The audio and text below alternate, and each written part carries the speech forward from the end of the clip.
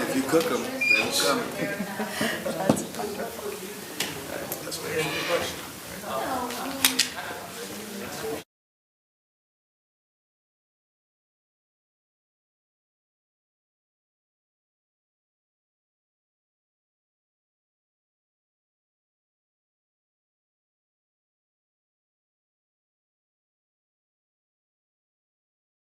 pass me the mic.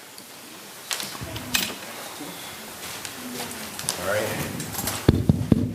Folks, good evening. I hope everyone is staying warm because it is properly cold. Winter is here. And so this public hearing is called to order on December 8th, 2025 at 6:33 p.m. at the East Midwood Jewish Center, 1625 Ocean Avenue, Brooklyn. The purpose of this hearing is to hear public testimony with respect to an application submitted by BK Exotic LLC, doing business as BK Exotic, to renew an adult use retail dispensary license at 1056 Flatbush Avenue. The Community Board Office received notification on October 27, 2025, and the state of New York allows 30 days should the board wish to express an opinion to the Cannabis Control Board. For this application, we have received an extension to hear the matter this evening.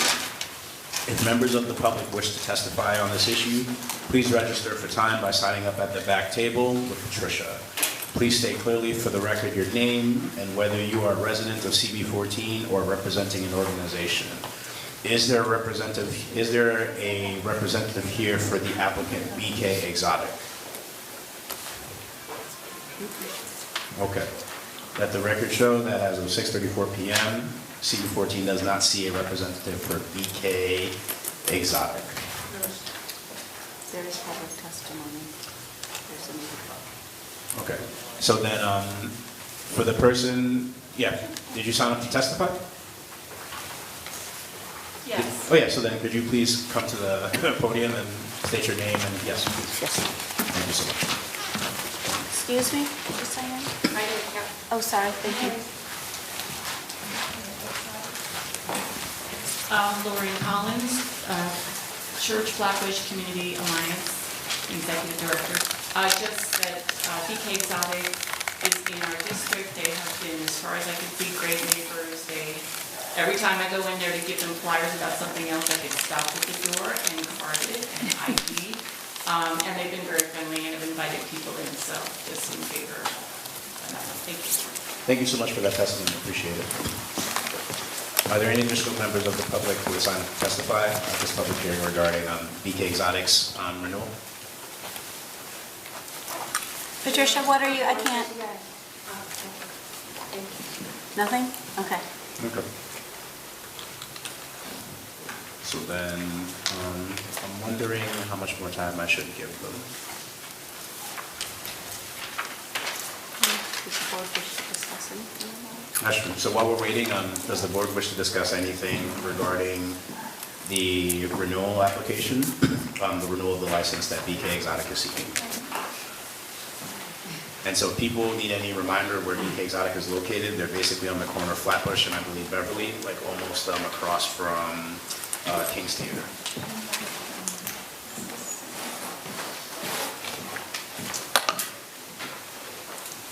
Exotic is a smoke shop? It is an adult use cannabis retail license. Yes. May I ask how long they've been there? The application is being reviewed? How long? They're asking for the license to be renewed, yes. How long have they been there is the question. I can't recall off the top of my head how long they've been there. I should know that too. I'm sorry, I can't answer that because I probably should. Maybe somebody remembers. Lauren. Lauren, do you remember how long they've been there? They were one of the first applicants to be approved by this board. Thank you. And they were in the card program, I'm just gonna look it up. At least 2 years, or else they wouldn't have to renew because it goes every 2 years.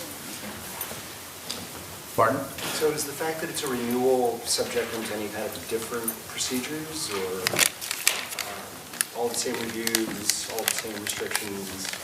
They don't get an automatic buy or something? No, it's the same with the SLA applications. They get renewed every 2 years, and then that gives you the opportunity, if there have been issues in the community, to bring them forth and, kind of hold the renewal and recommendation for a renewal, hold them accountable. So, and we should discuss it as a board at some point, the practice for renewals, because we're now coming upon the dawn of renewals. So, for SLAs, we tend to just make no comment whatsoever, but because this is a new practice for the board, we're still hearing all of these. And did you check for 311s or? Yeah, no, we do that regularly, like before hearings, and I consult with the precinct. So there's no negative community data About BK Exotic? on this location. Yes, Lauren? So they opened in January 2024. And prior to that, there was, and I don't know what the program was called, there was a program where Yeah. licensed cannabis was able to lease space to other cannabis stores. And they had that for about maybe 6 months. It was sort of like a pop-up. Yeah. They were allowed to do a pop-up on, yeah. And that, pot-up, yeah.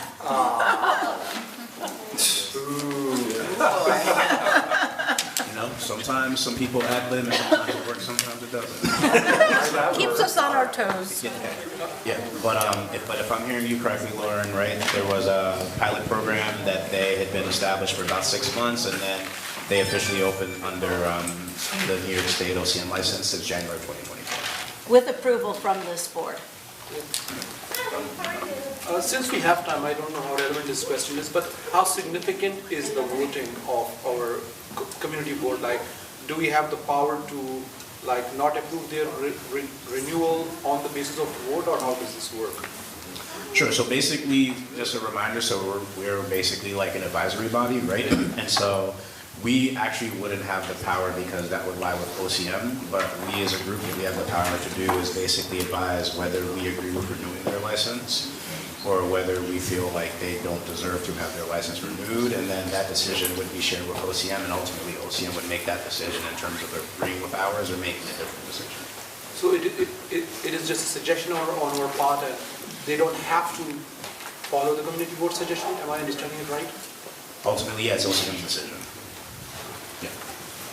That's true of every recommendation that comes out of every community board on every subject, but if I may add, generally speaking, OCM has been weighs community board input significantly. I won't say that they've agreed with every community board recommendation, but in this district, I think that they have heard our concerns every time we've brought it forth. Makes sense. Thank you. Sure, thank you for that. Are there any additional questions from board members regarding BK Exotics at 1056 Flatbush Avenue?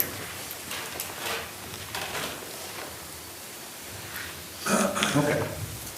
So hearing none, and I don't see a representative from the applicant as well too.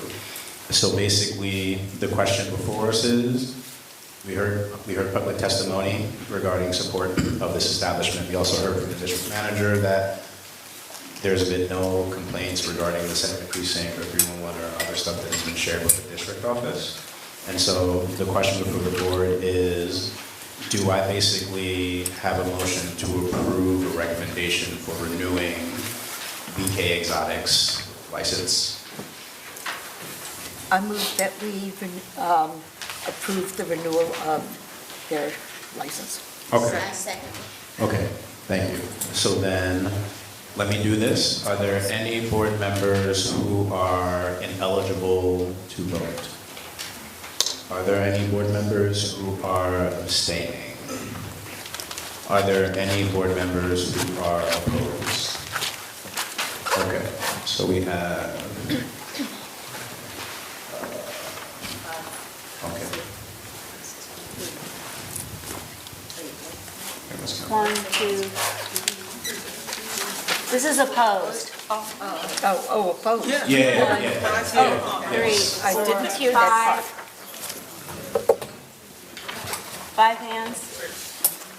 6 hands. 6 hands, another one up, 6 hands. Got it. Okay, thank you. So then that motion carries. So then, next up, give me a second here, folks. 3 of them. Okay. So now we're going right into the next public hearing. So actually, I'm a little bit early because I believe the next public hearing is supposed to start at 6:45. So we have 2 minutes, don't go anywhere. And then we'll start at 6:45 with the next public hearing as well.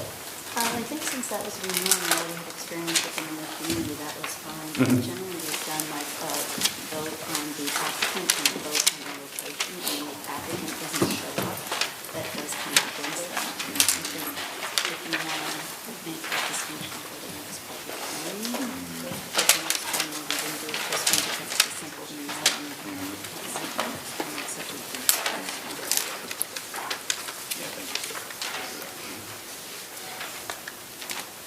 Everybody having fun?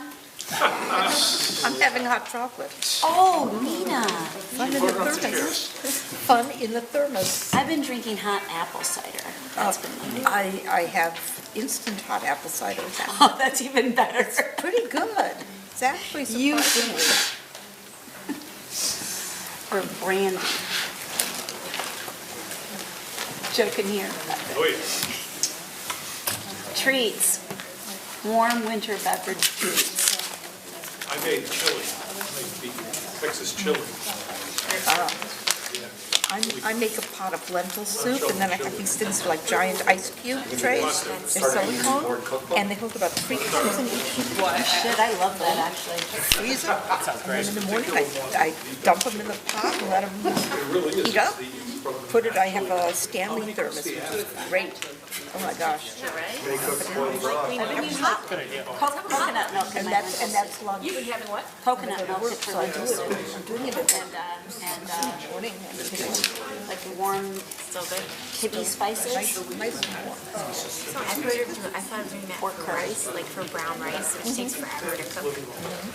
Make a big batch and then buy some of those and freeze them. Yeah, just coconut. Apparently you're supposed to be able to freeze And then it's also, rice. Yeah, And yeah. this is my sign from the universe to get one of those. my older kids. Yeah, I actually. All right, folks, back, those 2 minutes go by really quick. Because it's so much work to chop up all And this. so this public hearing is called to order on December 8th, 2025 at 6:45 p.m. at the East Midway Jewish Center, here at 645 Ocean I Avenue. have a 5-year-old. So the purpose of this hearing is to hear public testimony with respect to an application submitted by Shlomo Tamir, doing business as Myrtle 2 LLC for a new adult use retail dispensary license at 1713 Church Avenue. So the Community Board 14 office received notification on November 10th, 2025, and the state of New York allows 30 days should the board wish to express an opinion to the Cannabis Control Board. For this application, we have received an extension to hear the matter this evening. If members of the public wish to testify on this issue, please register for time by signing up at the back table with Patricia. Please state clearly for the record your name and whether you are a resident of CB14 or are representing an organization. So the question I have is there a representative for the applicant here this evening? Okay.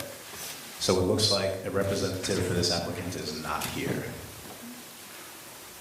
All right, so then what I want to let folks know then is in terms of the address of 1713 Church Avenue, that's right by the Church Avenue BQ station, and it's on the same side as that station.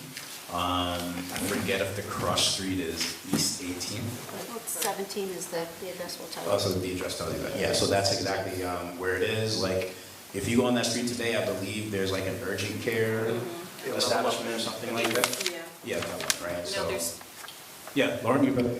sorry, that's the building. Okay, that is. There is no, the urgent care never opened. Okay, got it. So the urgent care never opened. So that's what that is right there. Okay.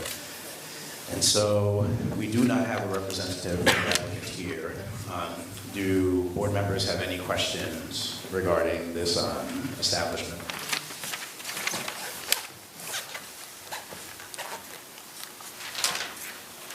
Okay. So then what I will do is I will give the applicant a couple of minutes. And then while I do that, what I'll basically let folks know too is for the prior recommendation that we made with BK Exotic, normally what we do is we have two motions, one on the applicant and then one on the location. And so because this was a renewal and we had already had the applicant and that location before, that's why for the purposes of this one, I didn't make two different motions in terms of asking about the validity of the applicant and the location. So I'm just clarifying that just because for this one, which is 1713 Church Avenue, Shlomo when I put those recommendations forth, I will be putting forth basically two asks, one for the validity of the applicant and also one for the location itself. So I just wanted to clear that up. Michael James from BK Exotic did the show. He was here if you want to introduce himself while we're waiting for the other person. Okay, got it. And so, correction real quick, is there a Michael James here? Ah, so Michael James, are you the representative for BK Exotic? Yes, I am. Okay, excellent. Thank you very much. And so basically, the question I have for you is, could you please come up to the, like, are you the only one or is there another individual? Oh, is that you? Okay, got it. So thank you very much for being here. So then, oh, for BK Exotic? Oh, my bad. So then we already, oh, shoot, I was confusing you. Yeah, so go ahead and introduce yourself, but also know as well that we already made the recommendation to approve the renewal. And so, so definitely introduce yourself. And then what will happen is when we have our board meeting, that's when I'll report that out, and that's when we as an entire board will actually make that vote. Right? So it's not official yet, but definitely since you're here, please introduce yourselves. Yeah. Yeah, so please introduce yourself, definitely. Yeah. Good evening, everyone. Michael James, representing BK Exotic at 1056 Flatbush. We've been in a part of the community for the last 2 years. Its time has flown, and it's been a great run. Had our fair share of challenges, but the applicant and the business is doing fine. Hopefully the community, community approved us, so hopefully it feels that way as well. There's new things on the horizon in the next 2 years that we hope to do and accomplish, but we're just waiting for the market to stabilize. So hopefully we get the support of the community, and thank you for having me here tonight. Thank you so much for being here. We appreciate that. You can go ahead and sit back down. I just want to let you know that Lauren Elvers Collins from the BID did voice some support for you, and her opinion goes a long way with me for sure, and I think with this board as well. So keep being nice to the BID. Do you know Lauren? Yeah. If not, make sure we connect.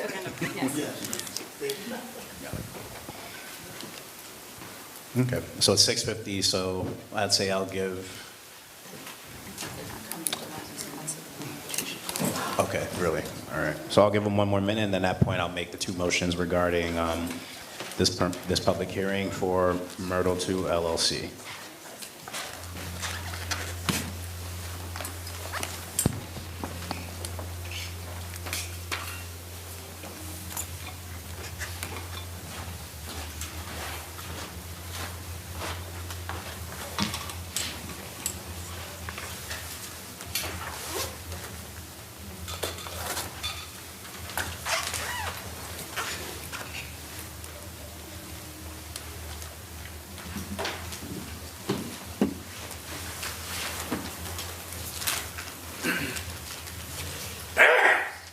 Bless you.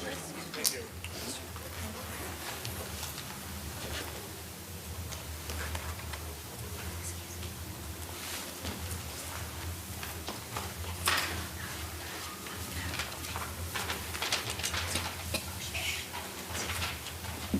Okay, it's 6:52. And so just to remind folks again, I'm putting two motions out here. I'm putting one regarding the applicant, which is Slow Mo Tamir doing business as Myrtle 2 LLC. And then after that, I'm also going to be putting a second motion out regarding the proposed location of 1713 Church Avenue. Okay? And so the first question I have is, do I have a motion to deny the applicant Shlomo Tamir doing business as Myrtle 2 LLC for this adult use retail dispensary license? On the basis of absence. Okay. Are there any board members? Thank you. And so are there any board members ineligible to vote? Are there any board members abstaining from voting? Are there any board members who are opposed? Okay, so the motion carries. So now I'm going to be doing the second motion, and this is about the address. And so do I have a motion to approve 1713 Church Avenue as a potential site for adult use retail cannabis?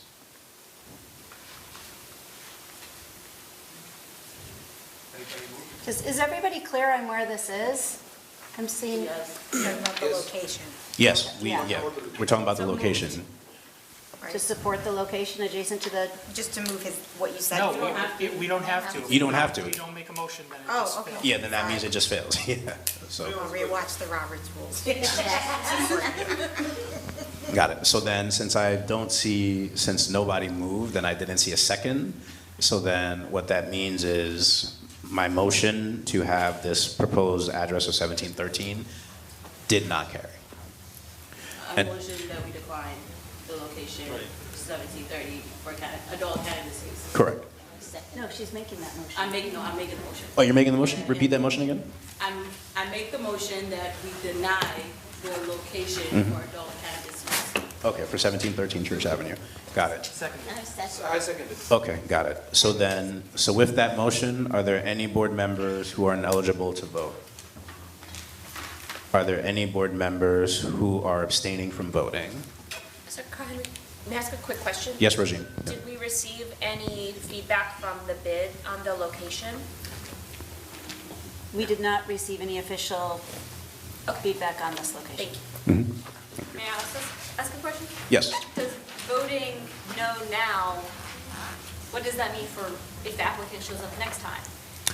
So what this would mean is when we send this to OCM, we would basically let them know that for this applicant, we said no to the applicant, and we also said no to the address. And then that's something for their records, for them, and then the hope would be that the next time there are other people who are interested, then they would know that, hey, just so you know, CB14 had flagged that they weren't supportive of this location. And then that would be on that applicant decide if they wanted to try again or try and find a more suitable location. Applicants have come back after being rejected and then persuaded those in the assembly that they were worthy of their support. So this isn't always in stone. But on the basis of them not appearing, that's been also the precedent, is to deny on the basis of lack of engagement.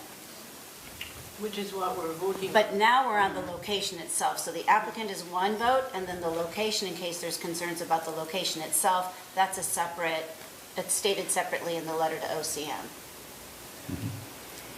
And just to recap too, we already voted no on the applicant on the basis of absence. And so the motion that's on the floor right now is saying no to 1713 Church Avenue. And the reason we're doing that is because I'd made a prior motion of yes, and nobody seconded that motion, so that motion died, okay? So I have Melissa, and then I have, yes, and then I have, I think, Barden, right? So Melissa, yep. Yeah, for me, it's a point of clarity. Yes. I know in what I was looking at, on the agenda, everything, it said 1017 Church Avenue. So this is... Sure, so that was a typo. That was updated, and you should have gotten the updated email, and it was updated on the website and everything too. That was what I was... Yeah, so thank you for that, yes. So, Joel? Just a point of clarity. Yes. For Ornella's motion was to deny this, so a yes vote is to deny this motion, is to deny this. It's to deny 1713 Church Avenue as a Yes location. vote denies it. Correct. Thank you. Correct, yes. And then Barden? The one thing I've noticed is there are two dicey head shops, for lack of a better word. One is just to the east on the north side on Church that has all of a sudden sort of resurrected. It was closed down for a while, now they're in there doing some work. And the second one is on the south side just before you get to Ocean, which was always dicey and they've reopened. So my thought, and the reason I'm going to abstain, is that I think that the presence of a legal establishment might possibly deter, you know, these sort of little hermit crab places from trying to keep reopening. Okay. Thank you very much for sharing that. I appreciate that. Are there any other questions or comments or points of clarity from board members?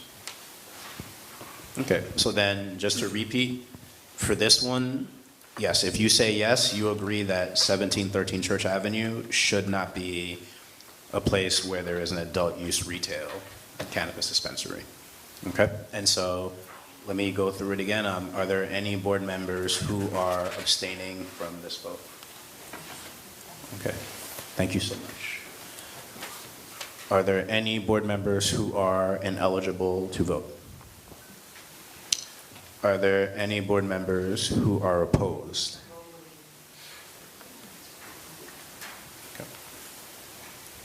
Okay. So then the motion carries. Okay. You have a point of clarity? Or wait. Yes? What's Yes, I have a point of clarity, and forgive me the ignorance. up? What is the difference or benefit, right, of having a motion where you say, would you like to vote for this? And then everybody can just vote no, versus moving one where it says, do we want to deny this? And everybody can vote yes.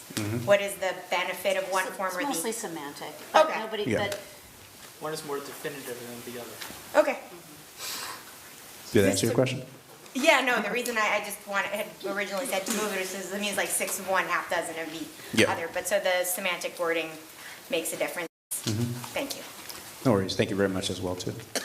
And so that concludes the public hearing. And so basically it's 7, so we're going to go right into the board meeting. So give me a second. Let me pull up my stuff. And then let me just do the gavel because. So yeah. So folks, good evening. This meeting of Brooklyn Community Board 14 is called to order on Monday, December 8th, 2025 at 6:59 p.m. under the applicable statutes of New York State, the Charter of New York City, the board's bylaws, and Robert's Rules of Order. So the board's policy is to encourage detailed public discussion of matters before the board at our committee meetings and at public hearings. Consequently, except by board members, there will be no public discussion at our regularly monthly meeting of matters about which a public hearing or committee meeting has been held. So specific service delivery requests or complaints should be brought to the attention of the district office staff by calling the board office during regular business hours or by visiting our website anytime. Other matters of civic interest may be brought before the board during our scheduled public comment period, which will begin tonight after all the business on the board's monthly meeting agenda has been concluded. Please, no partisan political appeals or advertising of for-profit enterprises will be heard. And persons wishing to speak during the public comment period were asked to pre-register. And so, Secretary, could you please call the roll? Good evening, everyone. Good evening. microphone, please.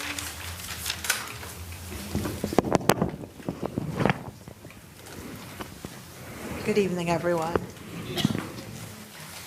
Okay. Shahib Zada, Shabir Hamad. I'm here. Good try. That's a mouthful, yes. Bahil Ahmed, He's not here. Carissa Alfonso, Gregory Alvarez, Hindi Bendel, Benjamin Bendet, Here. Davina Bolanot, Christopher Bromson, Carl Henry Cesar, Florencia Changajita, present, Yvette Clerjean, Elizabeth Dennis, Lisa Derrick, Here. Joseph Dweck, Here. Royson Ford, Here. Gerald Gray, Here. Suzanne Hargett, Here. Musa Hassoun, Ian Haynes, Mordecai Husarski, Present. Kashif Hussain, Nautica Johnson, Erica Phillips Jones, Christy Jutila, Shahid Khan, Nicole Levinson Angulo, Here. Alex Lesman, Here. Donald Loggins, Present. Sasha Maslewski, Melissa Minnick, Here. Ephraim Niernberg, Present. Asma Nusi, Eric Ost, Here. Ornella Parker, Nora Pena, Here. Susan Phillip, Present. Svi Plotska, Here. Barton Prasant, Here. Baza Ruhi, Nina Sabgir, Here. Joel Siegel, Here. Gail L. Smith, Present. Alexa Summers, Here. Tova Svenberg, Rolanda Telesfor Hastek, Abraham Treff, Here. Deborah Valentin, Yeah. Dawn Marie Walker, Alana Wilson. Here.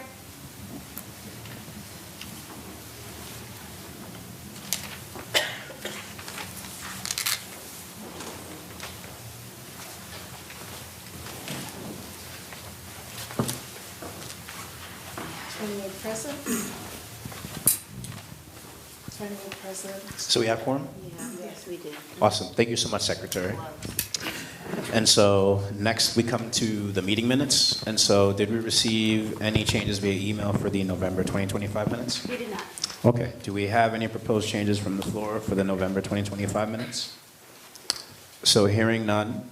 Wait, do you? Yeah, I was here, but I don't see my name in it. Okay. We'll check the shot. Got it. Let the record show Deborah Valentin is saying that she's not present on the November 2025 minutes.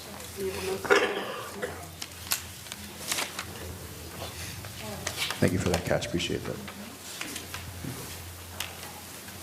Okay. Are there any additional proposed changes from the floor for the November 2025 minutes? Okay. So seeing none, do I have a motion to adopt the minutes of the November 2025 meeting with the changes as mentioned by Board Member Valentin? Okay, great. Are there any board members abstaining? Any opposed? Any ineligible? So the motion carries. So folks, thank you, and now I pass it over to District Manager Campbell.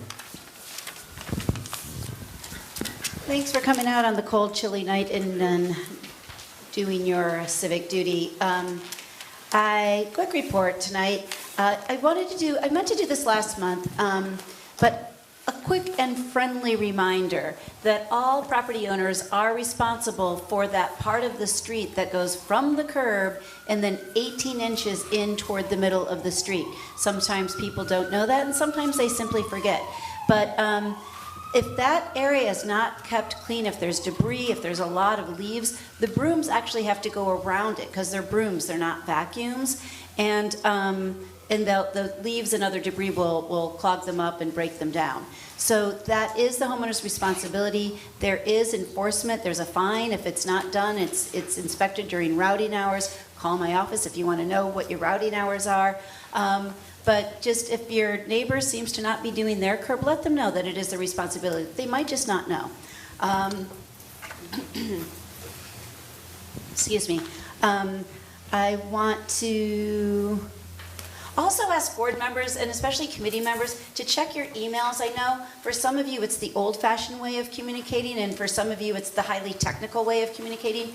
But because there are so many of you, for us it's the most efficient. And I've been having to track a couple people down, so please just stay in touch with the email if you could. I have met with my Future of Community Board colleagues. We're talking about our updating our goals that is in the Future Community Board report. One of the things we really want to keep our eye on the ball is for our baseline budget increases, which we failed to achieve last year. We're going to try to, repeat the message as often as we can in as many venues as feel appropriate. Especially we may attend the public hearing for city council members who are considering giving themselves a raise, and while that may be deserved, or that's open for debate depending on your point of view, but the amount of money to support the city agency that is responsible for local community input should be valued by every city council member, because we are their partners in serving at the very local level. So we're hoping that we drive that message home this year. We did hold a district service cabinet last week. It was efficient, and we handled some multi-agency issues. And one quick Newkirk Plaza update. I have information that MTA and DOT is just doing the engineering study on the deck of Newkirk Plaza. So for those of you who want to see this come to fruition as much as I do, feel free to lift up the phone and give your state local officials, your state elected officials a call, because the relationship between the state elected officials and the Metropolitan Transportation Authority is a little bit closer, and we've got great support at the city council level from Councilmember Rita Joseph's office and the Plazas in Farrah Lewis's office, and they've been working hard to try to drive this home, but we're just so close. So try to call your assembly member and state senator and see if they can maybe get this one over the line. And then I'll see you out on the plaza for the spring festivities. Thank you. Thank you very much for that. And so before I get to the chair's report, there's a few folks I want to recognize. And so in no order, I see Britt Bird from the Borough President's office. So Britt, thank you so much. I see Nancy Lulu from the DA's office, so thank you very much. I see Ellie Slavin from from Congresswoman Clark, so thank you very much. I see Nuzzy, so thank you very much. Brian Grady, thank you as well too. Noam Abrams, thank you very much. And then also Megan Fleming White, thank you very much for being here as well. And so folks, we now go to the chair's report. So Martin, this is for you just because it's so cold. This is the inaugural and the last weather and sports report. So first, it is cold, stay warm. And then number 2, Jarrell, that was a touchdown catch. I'm just letting you know, it was a catch. I'm not a ref, but that was a catch. That was the end. For those who don't know, look it up. So now to other stuff. So board members, good evening. For those who did celebrate Thanksgiving, I hope it was fun and that the food coma you got afterwards was worth it. And for those who will celebrate Bodhi Day or Yule, I hope you do so happily. And for folks who will celebrate Hanukkah, Kwanzaa, and or Christmas, I hope that it is also very festive and a very wonderful celebration as all. And so we also had 2 public hearings that happened before this. So the first one was a public hearing regarding, and it was here at the East Midwest Jewish Center. And so the purpose of the hearing was to hear public testimony with respect to an application submitted by BK Exotic Outlet LLC, doing business as BK Exotic, to renew an adult use retail dispensary license at 1056 Flatbush Avenue. So members of the public were asked to register at the back table to submit testimony. There was a registered speaker who testified in support of the establishment and also for the renewal of the license. And so board members who were present, there was a bit of a discussion regarding the current establishment, were there any open violations or not, and what does the process look like regarding renewals, because this is the first time that we're kind of coming up to this. So in the end, a recommendation was made to approve the renewal, and the motion passed. So is there any discussion from board members tonight on that recap that I just gave? Okay, so hearing none, do I have a motion to approve the recommendation from the public hearing with regards to renewing BK Exotic's license at 1056 Flatbush Avenue? So moved. Okay.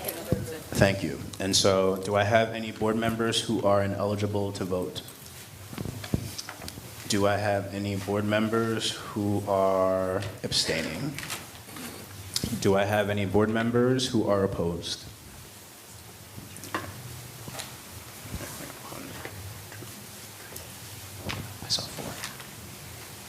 Yeah, okay, thank you.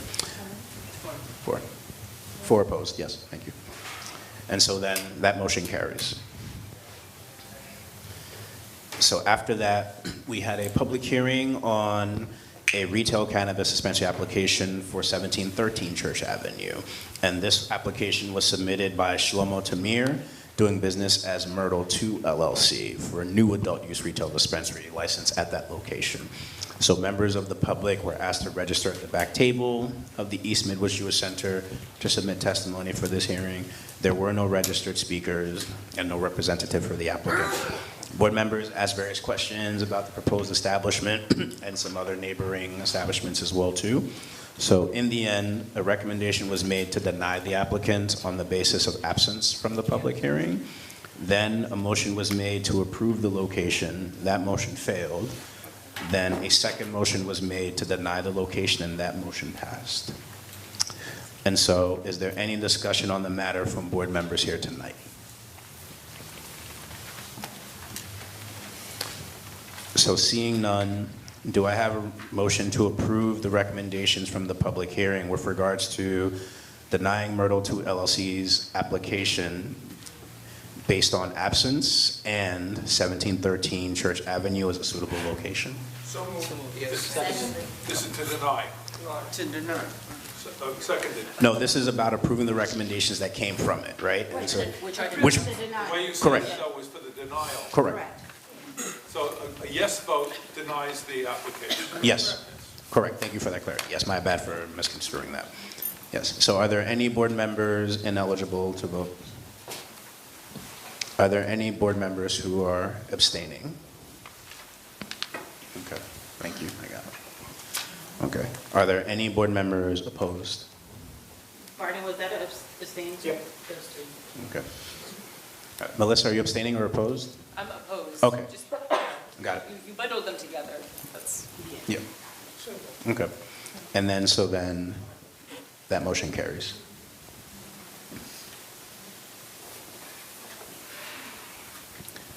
So next up, an executive committee meeting.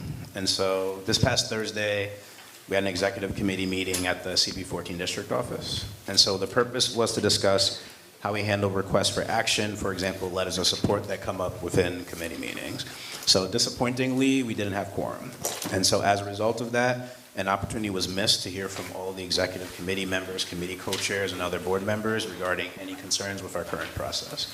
So as a result, what will happen is we'll keep operating as we have since the New York City emergency declaration for COVID was lifted and has been reviewed by the legal committee annually. And so what this means is that if request for action or a wish to take action comes up during committee meetings, co-chairs should lead a discussion and get a sense of, from those in attendance, whether there's approval, disapproval, or controversy regarding that ask, and then report that to the full board where action can be taken accordingly. And just to remind folks, that's because this behavior that we check yearly with the legal committee to comport with the open meetings law is that we take action in our board meetings, which is in person, whereas we're not taking action in our committee meetings, which are virtual, where we're just meeting and basically hearing information. And so that's what that's about. So next up, we have the Brooklyn Borough Board report. So the December Brooklyn Borough Board meeting that took place this past Tuesday, December 2nd at Borough Hall. So basically, the Bridge Street Development Corporation presented on developing affordable housing under Section 202. So there's a few things. So once again, like the last one, I urge people, as soon as this meeting is up on YouTube, go check it out. It's usually under the Borough President's YouTube page.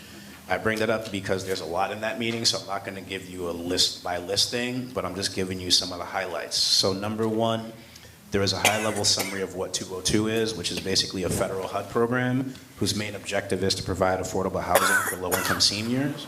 The second piece is there is a high-level summary of some of the risks, responsibilities, and challenges facing the Section 202 program.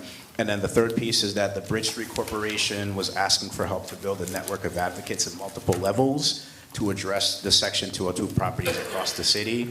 And this is why the organization started the 202 Preservation Project and is also identifying some properties for a potential pilot. In addition, Bridge Street provided me with a list of Section 202 properties that they said they identified as being within our community district. And so I will share this info with the district manager and the Housing and Land Use Committee co-chairs. So heads up for you, like, that information is going to be forthcoming. And then, so after that presentation was done, the Brooklyn Borough Board members, there were a lot of questions ranging from community board engagement to the maintenance and or transfer of ownership of these properties, potential demolition of properties if the amount of work exceeds a certain threshold, funding for seniors who may need relocation, and a whole litany of other questions, right? So again, this is just the high-level cliff notes. If you really want the more details, then as soon as the stuff's up, I definitely urge you to watch it because it was a pretty robust presentation and conversation as well. The next thing I want to highlight is, so this past Friday, I attended the Health and Education Alternatives for Teens, all acronym HEAT Program World AIDS Day event at SUNY Downstate Brooklyn.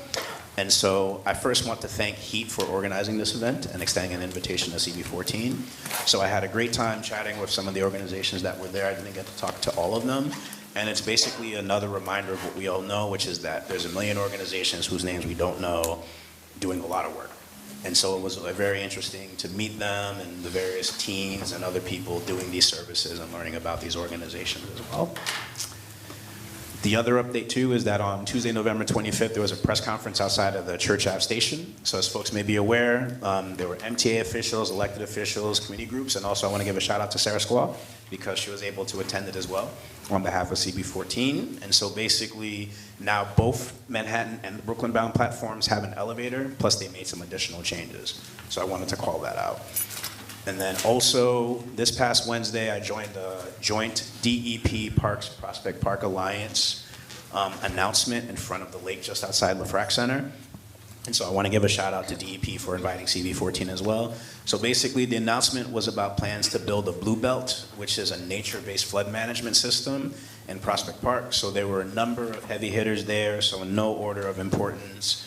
You had Deputy Mayor of Operations Jeff Roth, the DEP Commissioner Rohit Agrawala, you had the PPA President Morgan Monaco, Parks Commissioner Iris Rodriguez Rosa, you had Councilwoman Rita Joseph, former Deputy Mayor Mira Joshi, a bunch of people were there, right? So after all these folks spoke, I said a few words, I made a joke about the polar bear plunge and stuff like that. But after that, I basically said a couple things, which was that it was beautiful to see that many people coming together because it was a small but important sign that sometimes local government collaboration can work. I said it was also bittersweet because CB14 has been advocating for over a decade for various flood-related initiatives and improvements. So while it's good that people didn't hang up and never picked up the phone again, it still sucked that it took over a decade to have something start. And then I also said that I hope that the engagement continues and only increases as opposed to like, hey, we did it, we had a press conference and now we're done, right? And so if people want more information, I'm sure you can definitely search whatever your search terms are, your search engine is, and you can find some more information. And the Community Board 14 website, we have the presentation. So there it is. So you can also come to our wonderful website as well and get more info on that. And then just a heads up for folks too, the work really is just starting because it's just in the design phase. The short story is, if everything goes well, the projected start year is 2029 and the projected completion year is 2032. And so, yeah, setting expectations for that.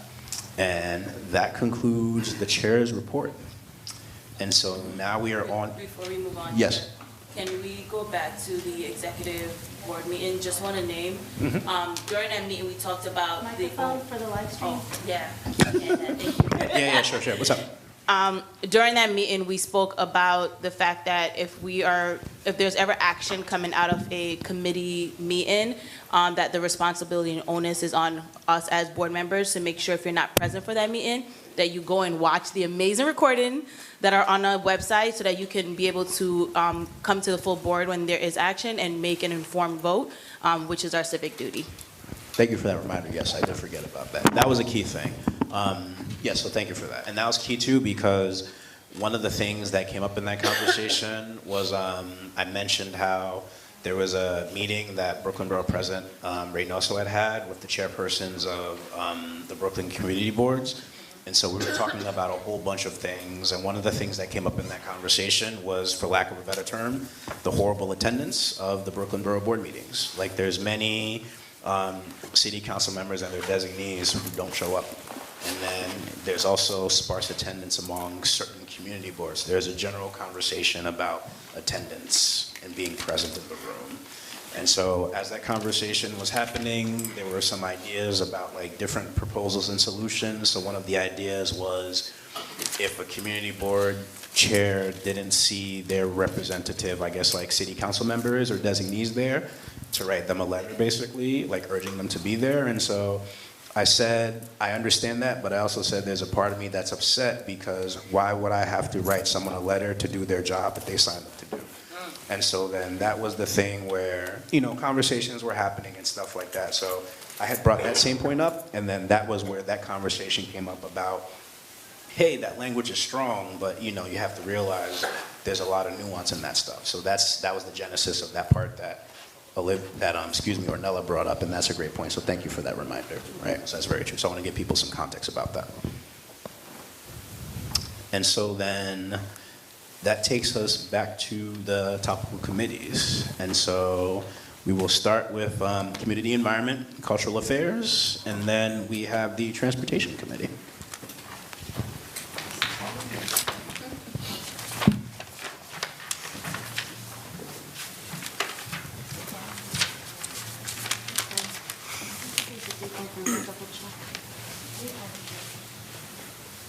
Hi, I'm Deborah Valentine. I'm the co-chair of the. Thought I was doing good. Hi, I'm Deborah Valentine. I'm the co-chair of the Community Environment, Cultural Affairs and Economic Development Committee, and we would like you guys to attend the next our next meeting when you come up, because we had a meeting last month, and we met right after that, so there's no update. Thank you. Thank you. Thank you so much for that. So next up, Transportation, followed by Community Safety. Hey, Vinyama Bendet here, co-chair of Transportation. I'm going to try to be even faster than you. We did not have a meeting last time. We project that our next meeting is probably going to be in February. As for any IBX updates, look at the CB14 website, and their updates will be there. Thank you.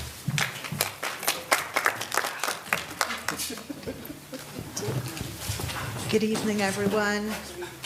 Florencia Chanagita here. My co-chair, Hinda Bendel, couldn't make it tonight.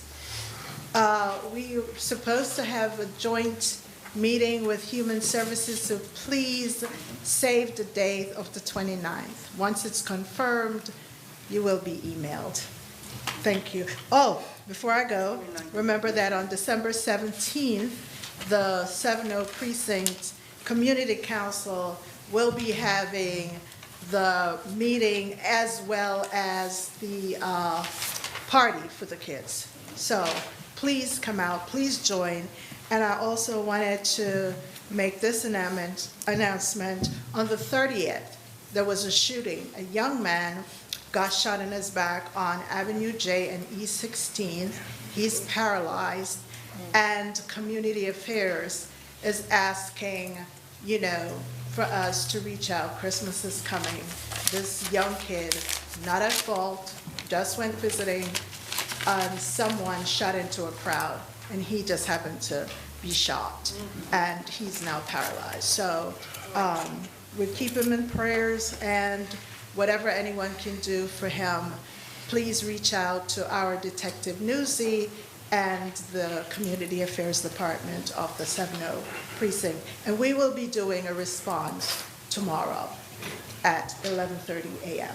Thank you. Thank you for that, Florencia. Thank you. So next up, we have Human Services, followed by Housing and Land Use.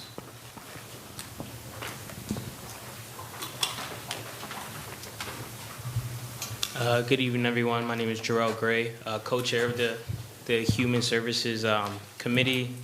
I want to look at the camera and say, hi, Mom. Yes, Carl, it was a catch. No new updates, but I do want to thank everyone that came to our meeting in October where we had some in-person engagement. Our next meeting will be a joint meeting with the Housing and Land Use Committee next week, Wednesday. Yeah, next week, Wednesday, and then stay tuned for the top of the year. We're going to have a couple more chances to meet in person. So that's currently getting scheduled with more committees. So thank you.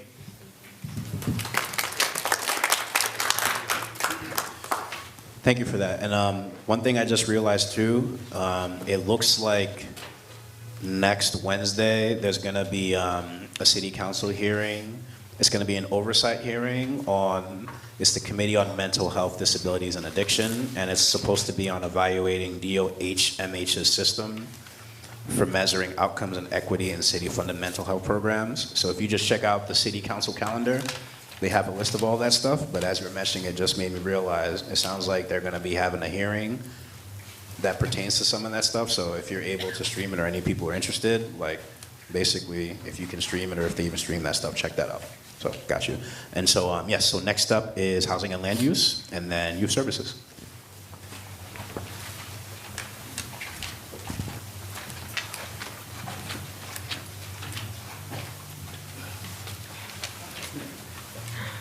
Hi, my name is Melissa Minnick. And I'm Greg Alvarez. And as you just heard, our next meeting is actually a joint meeting next Wednesday, the 17th, from 6:30 to 8:30 p.m. It's going to be online. It's a joint meeting with Human Services, and we'll be talking about a couple things. One is looking at the program services and preliminary plan for an address on Coney Island Avenue and looking at what is going to be happening down there. It should be Eric Platnick, I believe, is our speaker. And then looking at the interim preliminary outline of the City of Yes and the CB14 map. So what does that actually look like? What do we look like in that? I think a lot of people are probably going to be interested in hearing that, but that's with Ann Larkin, who's a fund of the City of New York Planning Fellow. And I just wanted to throw out there too, you can save the date for the Hope Count 2026. That's on the calendars now for January 27th. So anyone who wants to get involved, if you haven't already, if you're not aware of this, it's the one night of the year that everyone gets together, and cities all over the country do this. Anyone who receives federal funding, essentially, it's the city's attempt to count how many homeless people there are who are street homeless on the street. And they're always looking for volunteers. So it's a nighttime thing. So it's really good for night owls. It's about midnight to, you're gonna commit till 6 a.m., but you usually go back home before then. And also just saying, I run social media for one of the city agencies. We've been putting out a lot of Code Blue alerts. It's really cold during Code Blue. Anybody who's on the streets, if you see anybody who looks like they're, maybe not doing so well, they're just like curled up, whatever, call 311. They'll connect you immediately with 911, and that's how to report somebody who is in need of shelter. There's free shelter for anyone who needs that. So. Thank you for that. So next up we have youth services and then transition committee.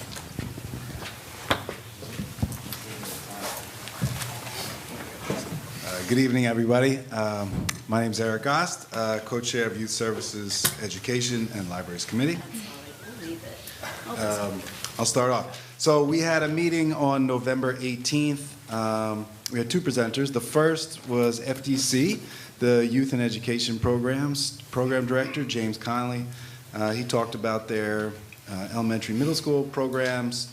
We learned a bit about their community-based center programs. They have centers open 10 a.m. to 10 p.m., 7 days a week, focused on social emotional learning, youth leadership, civic engagement projects, family engagement, also including tenants' rights. A note for all board and community members, FDC is actively recruiting group leaders, teachers, and volunteers. So there are opportunities with them to do all kinds of things, serving at dinners, assisting in classrooms, helping with engagement, and everything's on the FDC website, so you should check that out. All right, everyone. Happy Monday. Happy Monday. All right, I heard one person's awake in the audience. Happy Monday, everyone. We're at the end of this. You got to wake up. You came out in the cold. Like, come on, y'all. The second part of that meeting, we had a presentation from Monroe, who is with Canva's LEAP program. If you guys were familiar with Project Ally, this is a spinoff to that. Basically, the purpose of LEAP is focusing on promoting family and community acceptance for youth that are LGBTQ+.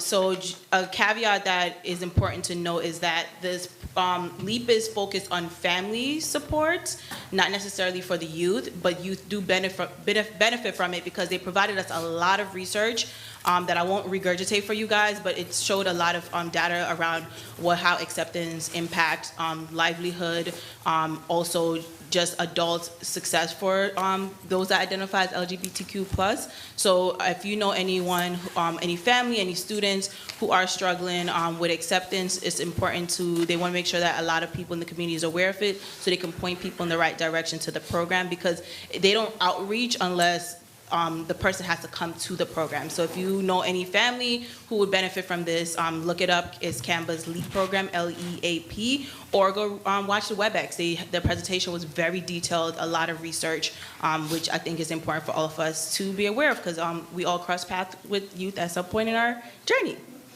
And then the last part of that meeting was our youth conference. Coming up, save the date, March 11th. Everyone say March 11th? March 11th. I will see you on March 11th for our 19th annual youth conference. So we began pre-planning right now. That involves, hold on y'all, I got 1,000,001 tabs open on this phone. We started some pre-planning things. So what that looks like is we've reached out to some after schools to start getting input from our youth because we've had successful youth conferences, but we want to make sure that we are making sure the right agencies, the right activities are present for youth. So right now we're just gathering a little insight from youth. So if you know any youth, which I'm pretty sure everybody in here does, it would be great if you just pass the survey on to them. The survey literally takes not even 5 minutes, and they'll have a chance to enter a giveaway if they attend the conference on March 11th. Yeah, y'all, March 11th at the Y. And then just a couple things coming on the pipeline. We're going to reach out to some schools as well to get the educators that work with youth, their input as well. And then we'll start forming out our final project plan. And that will bring us to January. Yeah. So more dates to save, lots. We've got a lot for you. The next Youth Service Education Libraries Committee meeting will be on Thursday, January 8, 2026. It's coming, guys. On Thursday at 6:30 via WebEx. This is a rescheduled presentation we had. The New York City Independent Budget Office is coming to talk about, they have a school budget workshop. So how do you interpret the school budget information? We have a community engagement specialist coming to look at school budgets, how they reflect priorities, and look at our own schools' funding sources. So it'll be an interactive workshop. If you're interested in this, please come out to that meeting in January. Yep.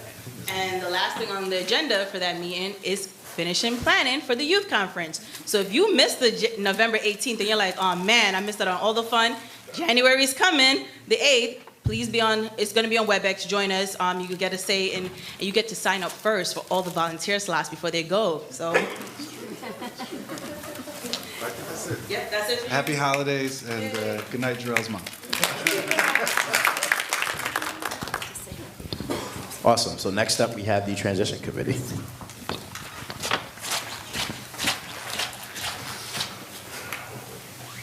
Okay, everyone. It's me again, co-chair for the Transition Committee. We had our last meeting on November 17th via WebEx. So another plug again, if you missed that meeting, please, please, please go on our website. That website is very robust. It has all the meeting links for any meeting that you missed. And you're like, wow, these people are talking about amazing things and I didn't get to see this in live.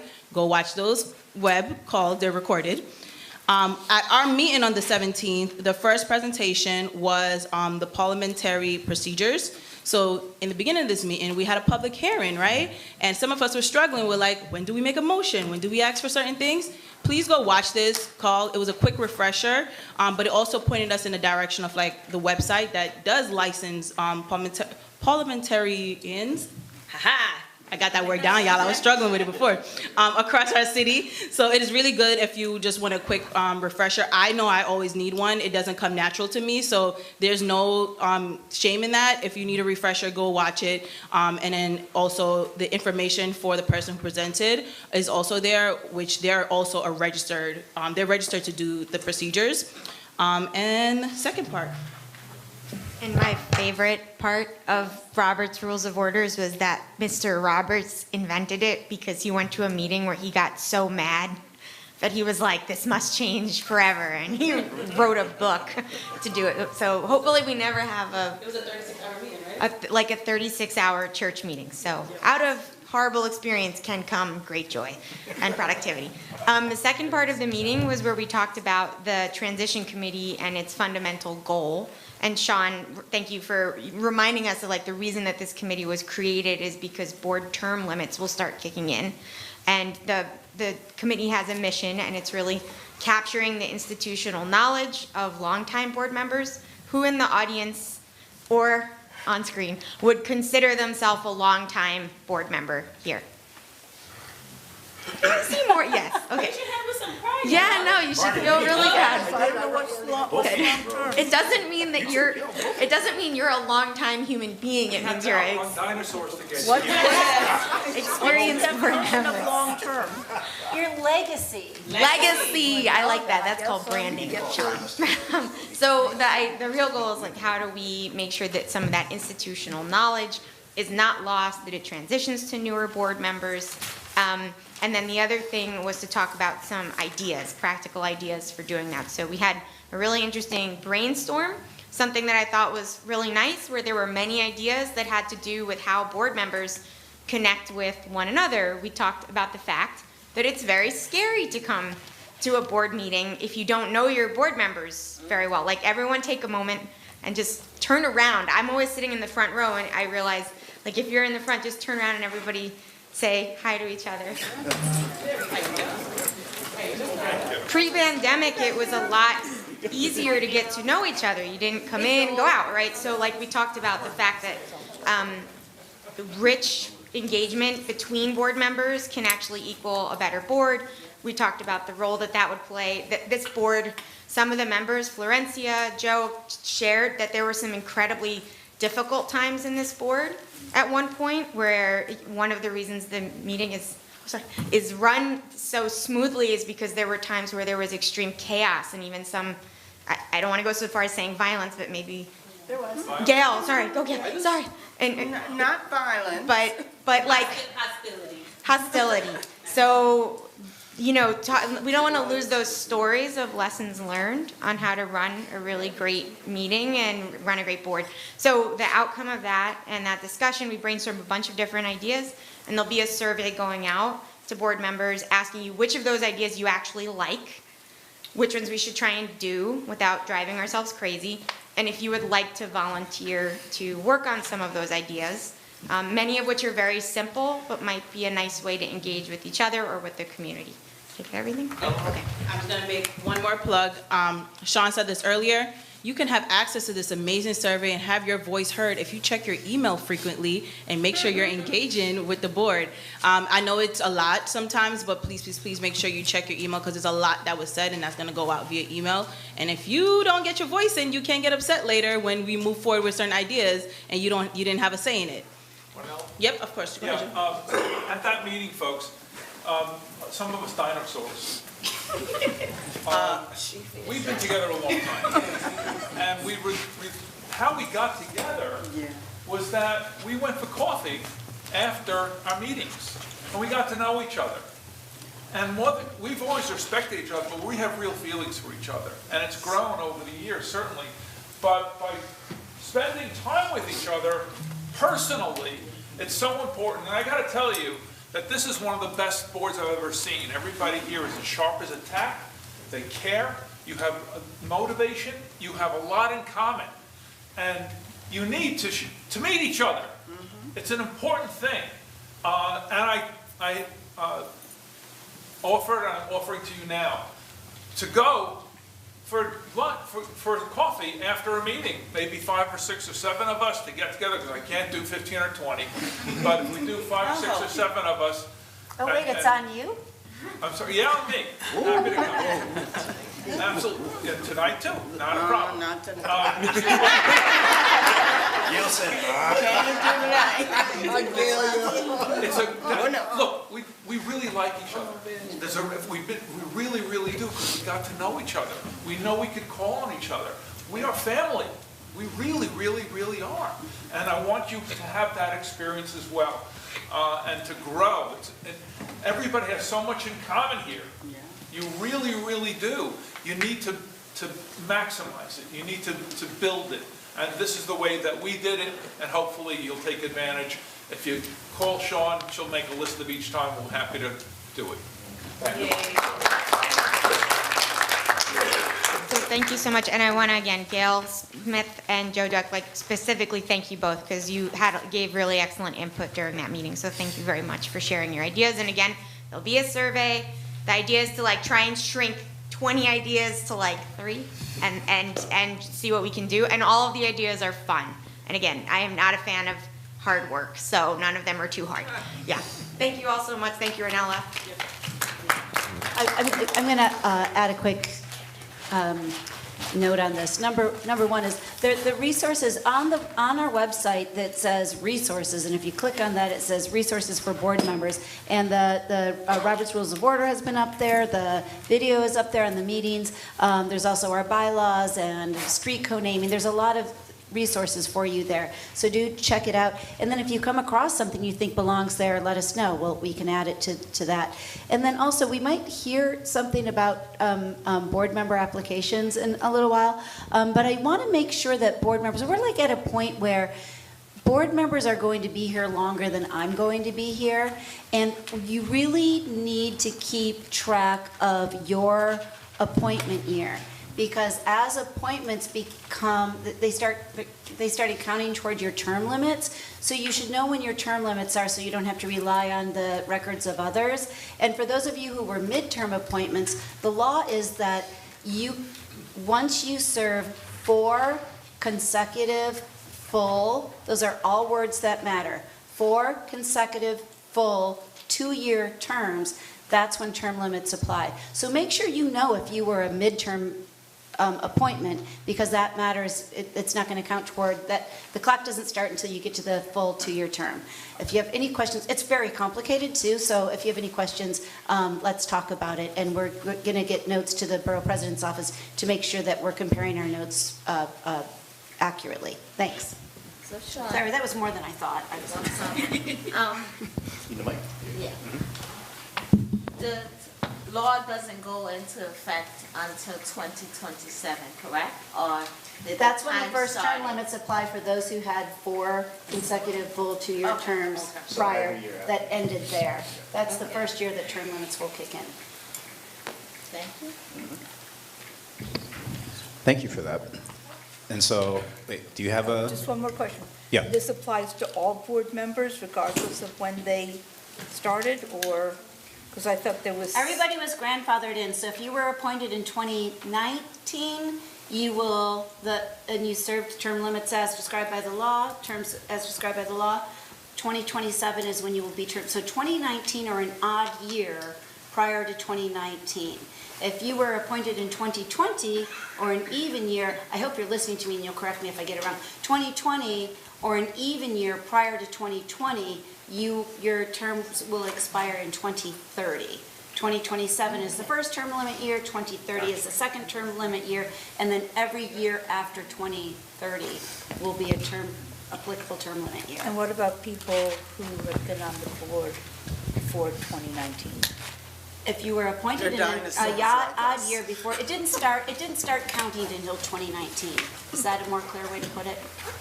Your years prior to 2019 don't count sort of against you, if you will. They started kicking in, the term limit application began in 2019. Okay. Any other questions, give us a call.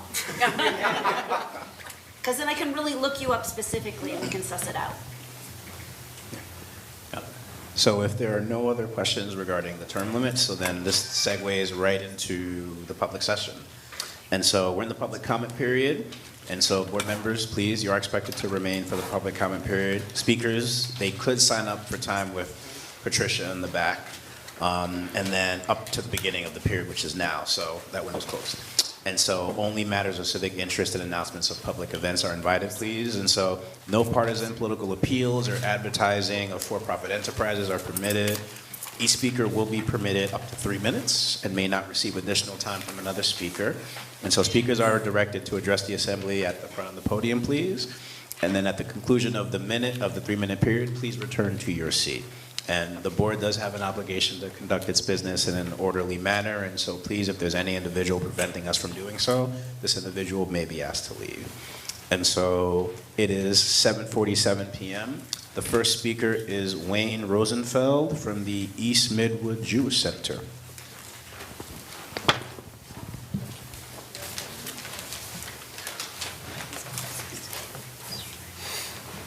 Good evening, everyone.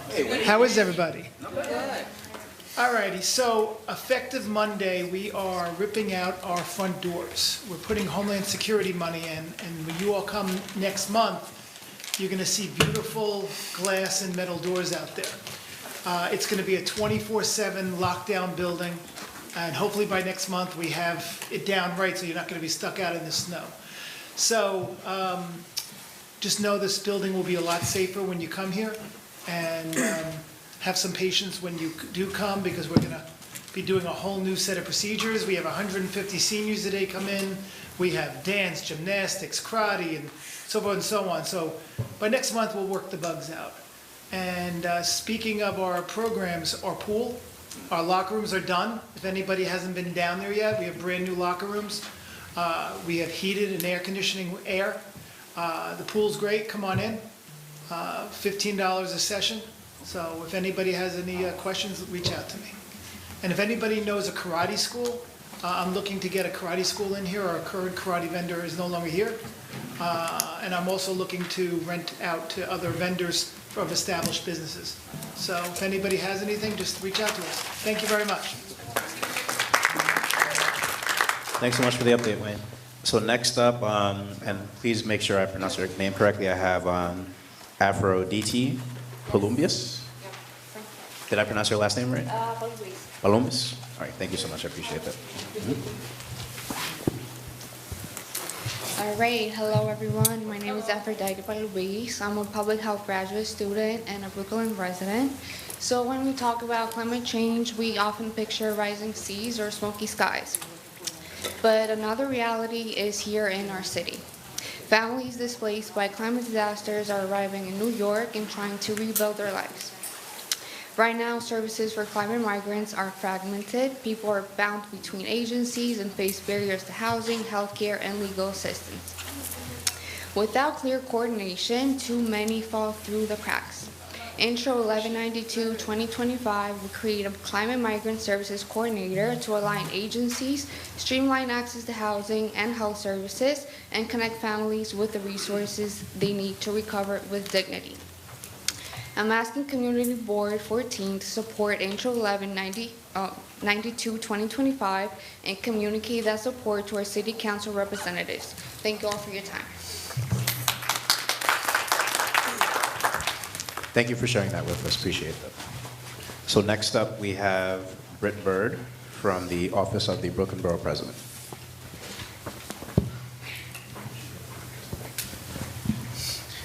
Hi everyone, I'm Britt Bird with a few updates from the Borough President.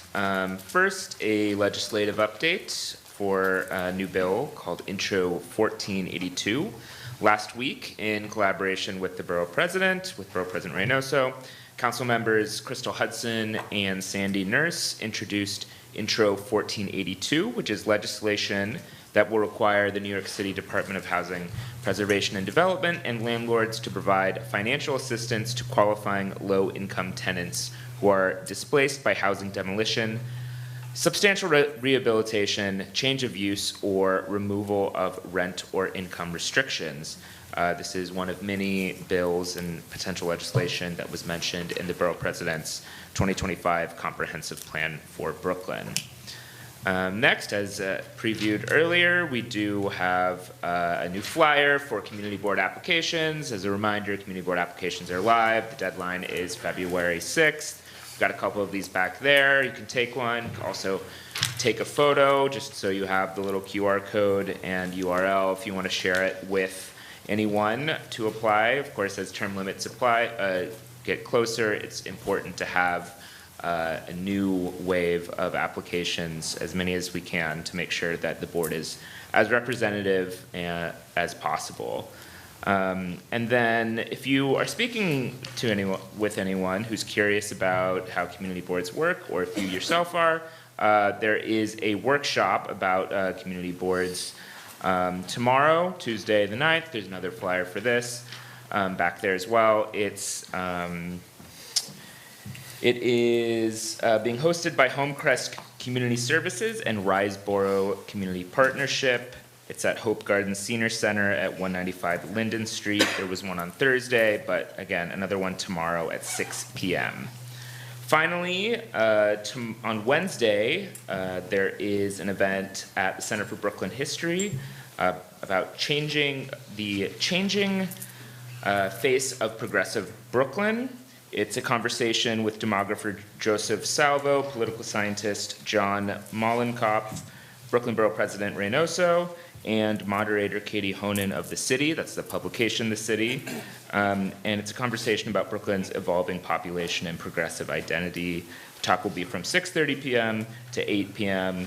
on Wednesday at the Center for Brooklyn History in downtown Brooklyn. Thanks. Thank you so much for that. So before I announce the next speaker, Aphrodite, I have a question for you. Just to confirm the intro that you mentioned, is it what's listed here? Are you talking about intro 1192-2025? Is that the intro? Okay, great, thank you. And then just to be clear too, like when you're at the podium, you did ask, you were hoping that there would be support from Community Board 14 for this intro. And so thank you for sharing that and confirming the number too. So what I'll tell you is, at this time, I won't have the board make a decision on that, but since we do have the intro number, then what we will definitely do is figure out the best vehicle for us as a board to review it and then make a decision. And then whether we share that decision with you or someone else, we would let you know. I appreciate that. Okay. Thank you so much for that as well too. I appreciate that. And so next up we have William Lunes or Lunes? Lunes? Okay, thank you so much for that. I appreciate it.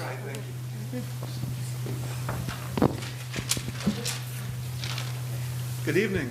Good evening. Good evening. A couple of Brooklyn Public Library announcements. You can borrow more than just books from the library. You can borrow movies, borrow books, but the library also lends out, I don't know if you knew this, it was news to me, vinyl records, board games, tools, hardware tools, telescopes, musical instruments, and more. In 2025 so far, we've also issued more than 100,000 museum passes through Culture Pass. And all you need is your library card for that. And also, students from grades K through 12 can check out a live tutor for homework help between 2 o'clock and 11 o'clock p.m. each day. And this one was news to me too. There's an art exhibition at the Central Library right now from Department of Transportation called Letters for the Future, and you could actually borrow art from the exhibition. Yeah. I guess for the holidays, if you want to have some new art, talking piece. Anyway, so all you need is your library card for that. There are certain checkout times for that. It's Mondays 10 to 1, Wednesdays 4 to 7, Saturdays 2 to 4, and that's it. More than just books. Thank you. Happy holidays. Bless you. Thank you so much for that. So next up we have Shabir Ahmad.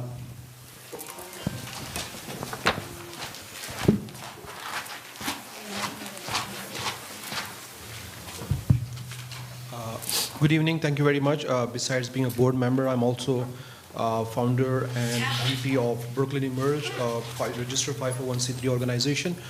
We have been doing this food pantry since the start of pandemic, nonstop. I just wanted to put on the record here. We are doing it Wednesday to Sunday, every day, hot meals at 4 p.m. Masjid Quba, 1323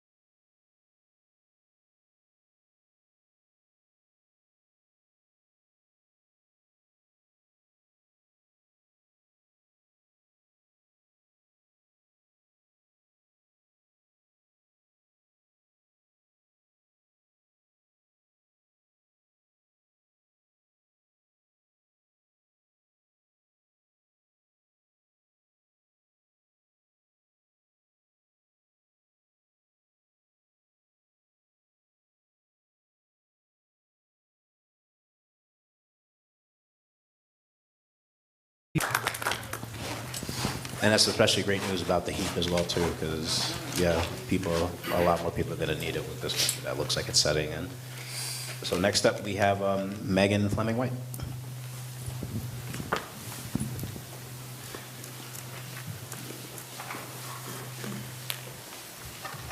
Good afternoon, everyone. Megan from Councilmember Farrah Lewis's office. I just have two things to announce today. So Councilmember Farrah Lewis, along with Assemblymember Brashad, hosted a bus ride along with MTA, New York Transit, with President Demetrius Chirlar on Monday, November 24th. And at that meeting, they questioned the agency on MTA's automated camera enforcement, which is also known as ACE, and the bus lane installation challenges across major commercial corridors in District 45. So in that meeting, they also addressed ACE having issues and affecting churches along the Flatbush Avenue and community institutions along the B41 corridor, and President Chirlar agreed to expand outreach and review those problematic locations. So we hope for a positive outcome from that meeting. And lastly, I'm going to talk about discretionary funding workshops. As co-chair of the Brooklyn delegation, CM Lewis will be hosting a series of workshops for nonprofit interested in funding from their local council members. These workshops will be hosted in the upcoming week, so look out for those announcements. And happy holidays to everyone, and have a great remainder. Thank you so much. So next up we have Ellie Slava.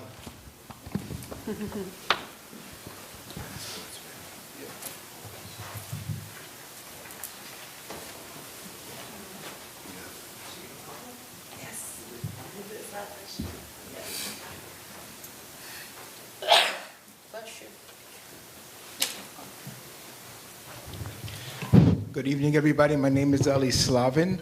I'm community liaison for Congresswoman Yvette Clarke.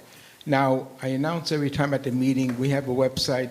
A lot is happening in Washington, bills that she's co-sponsoring, bills that the Congresswoman is sponsoring. So that would be clark.house.gov, clark.house.gov.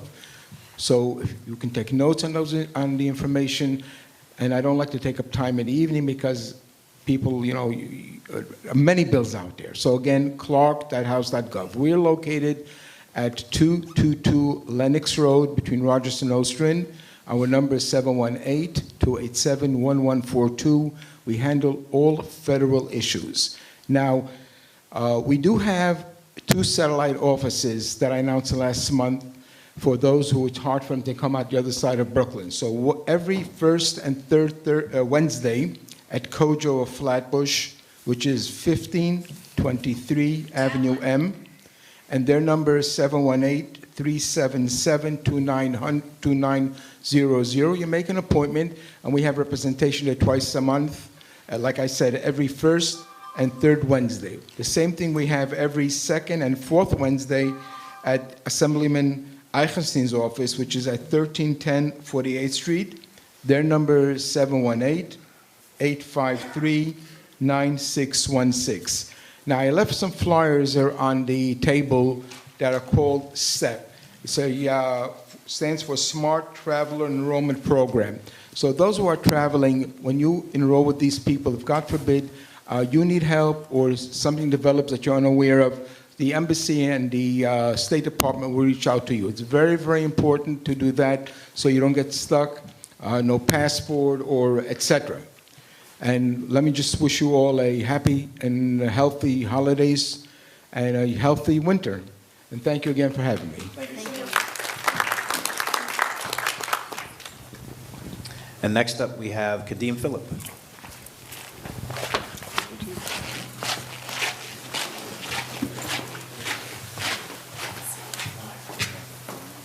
Good evening, everyone.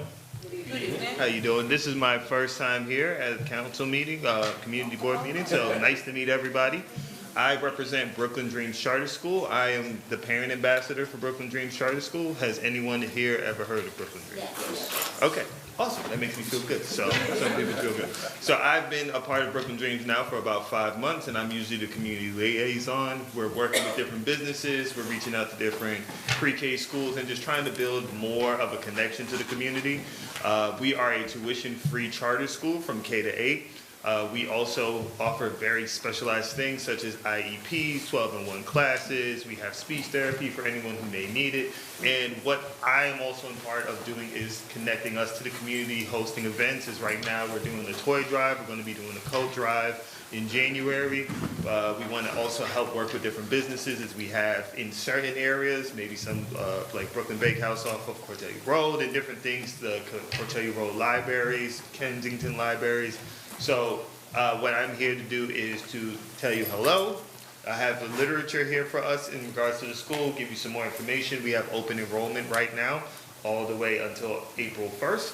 And yeah, if you need anything, I am here and you will see me in the future. Thank you. We can't wait to see all your students at the youth conference. We will be connect, March 11th. Yeah! See? I got you. Look at you coming in hot with that pop quiz heat-seeking missile. Right? Look at that stuff, man. Shoot. That was good, though. Shoot. So, folks, that concludes the public comment period. And so, since this is the last meeting of the year, as always, I mean this, I thank all of you for your hard work, your commitment and belief in community, especially for coming out here, because it is brick. It's no joke out there. It's real. So take care of yourselves, stay warm, and have a happy new year as well. Motion to adjourn. Second. There it is. Meeting is adjourned at 8:13.